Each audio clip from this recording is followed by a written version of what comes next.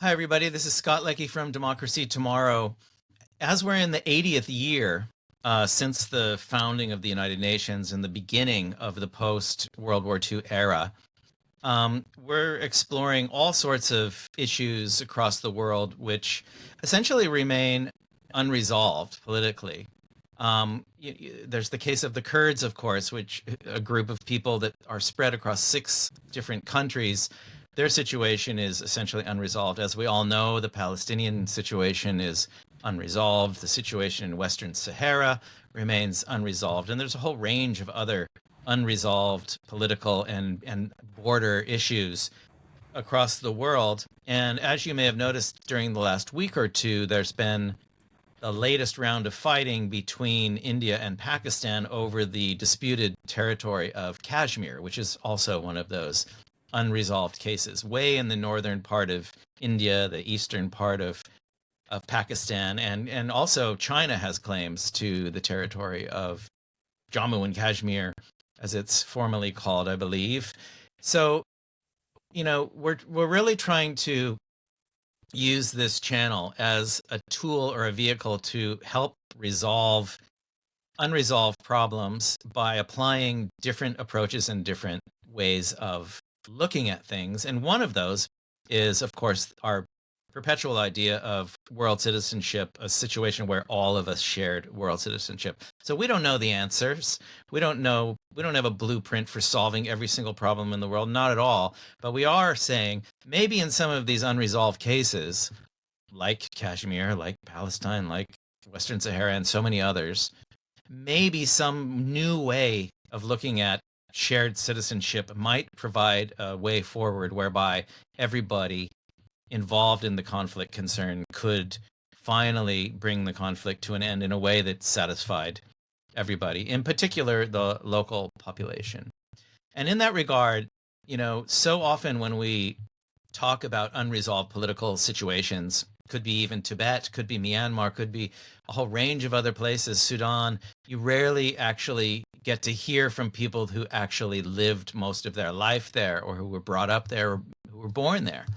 And so today we're extremely lucky to have with us Sana Wadi, who is from Kashmir, who has lived in Kashmir for most of her life. And we're here today just so you can get a glimpse of an actual person from Kashmir who's lived there and to see her answer to the question that we ask so many people.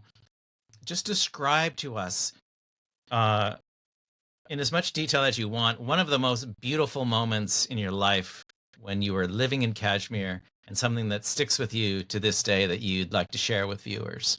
So, Sana? Hello, Scott. It's very nice to be here. Such a pleasure to see you again, to talk to you again, and I guess deliberate on this very beautiful question that you posed me. Um, yeah, I think there's so many beautiful memories from Kashmir because I don't know if you know much about the landscape of Kashmir. It's a beautiful place. It's almost a mix of Switzerland and New Zealand. So you can just imagine like really high mountains, like you don't get higher than the Himalayas because it's a valley in the Himalayas surrounded by the mountains. And perfect for seasons, really, like tulips in spring and big sort of maple trees looking leaves with golden brown in the autumn and full snow in winter. And that surprises a lot of people. They go to me, "What? You've got snow in winter? That's bizarre, but you live in India." And it's like, yeah, sure. We used to get snow in Kashmir and still do. So yeah, I mean, just living in Kashmir in the sense that how scenic it is and how beautiful it was just has been such a privilege. Absolutely feel like so blessed to have lived there. But other than that, I tell this story to my friends and they get very surprised because they also don't generally know that Kashmir is 98% population Muslim. But so I was brought up in a Muslim household. My parents were relatively liberal. They weren't very strict. They were encouraging of the practice, but not as strict. But yeah, nonetheless, grew up with a very devout mother and a father and people around us. So was brought up with Muslim values at home, but then I went to school at an Irish convent school. So founded by Irish sisters a long time ago when the Britishers were ruling India. That was a really beautiful school and still was being run by Irish sisters. And, there was a church there. And I remember when I would have my exams, I would go to the church and sit and pray there, kneel and just, put holy water on my face to be like, oh God, please let me pass my exams. And we would pray in the mornings, sing the hymns in the morning and afternoon, and we would go home and we wouldn't get questioned as to what did you learn in terms of like religious, any sort of, these sort of religious conflicts. That wasn't the case at all. And on top of that, we were being brought up with Bollywood movies. So through that, we had a lot of education in Hinduism and songs and all of that sort of the side of India, of course. So I grew up in such a secular environment because grew up in a Muslim household, was going to school at a Christian school, but was just surrounded by all sorts of like Hindu tradition and knowledge through Bollywood movies and friends, of course. My dad has, and my mother has. They both have very close Hindu friends as well. So it was beautiful to grow up in such a multicultural, diverse country where people could actually live together in such a loving, beautiful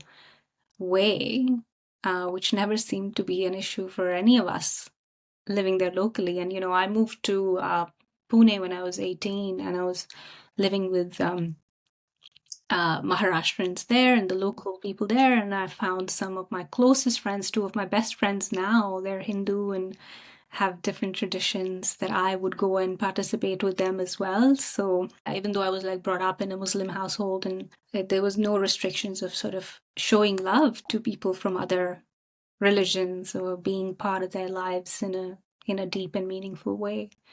So I think, yeah, that's probably been one of the most beautiful thing about living in India is just how harmoniously people can live together in India. It is one of those countries where you see different people from different walks of life come together and live in such harmony. And in fact, we've done it in the Western countries. We have a lot of that where people from all around the world live together in a really beautiful, harmonious way. But India's been doing it for thousands of years, because there's so many Christians. There's so many of my friends here who are Israeli. Actually, I've just met them.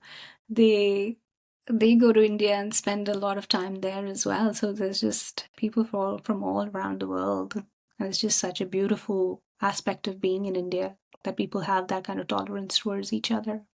Yeah, well, we'll hope that in coming months and years that the authorities of all the countries concerned can draw on the strength of that unity that has been so prevalent in many parts of that country, and that together with new visions of pushing things forward can resolve this ongoing difficulty between the three countries concerned in a manner that's satisfactory to everybody concerned, in particular the people of Kashmir.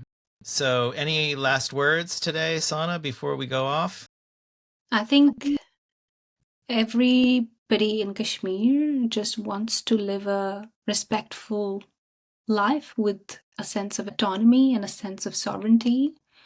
Uh, and if, there's one thing about Kashmiris that is so true, like we're the most hospitable people you'd ever meet. Like I could say that with no doubt in my mind, 100%. So we're very, very loving and very caring, and that you would see if you've actually traveled to Kashmir. You would have seen the sense of hospitality there as well, and it's just quite a shame what has happened in the recent few weeks, and due to which a lot of people would have impacted their source of income, and their only source of income is on a day-to-day basis. So I would appeal to people to just sort of put the differences aside and look at each other in a humane way, and which I think most people have the ability to do that. Because I had Indian friends reach out to me and ask about my parents and myself all throughout while Sure. that was going on. Sure. So we can definitely put our differences aside, and I think find a way forward, however, whatever that is. I don't know the answer to that, but I think if we can somehow find a way, that would be really nice and needed. History has clearly shown that with mutual respect and seeing ourselves in the eyes of others as we would wish to be seen is a very good foundation to find a peaceful way forward for everybody in every conflict that has ever happened in the world. And, there's been a lot of engagement by the United Nations in Kashmir over the years.